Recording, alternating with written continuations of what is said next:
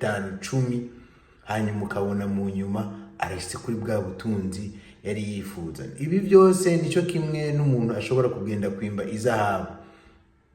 Umuntu arashobora uno munsi kugenda kwimba ahantu hamwe, twese tukimba ahantu hamwe, wowe ukimba ngaha nanje nkimba ngaha, hanyuma wewe kubera ukwidekuraje n'ingoga canke kubura kwa kwizera turiko turimba hamwe, wewe ukimba imisi 5 imisi 10 uzibuze, wewe ugacuvayo ukavuga ati aha nta zahabu ziri.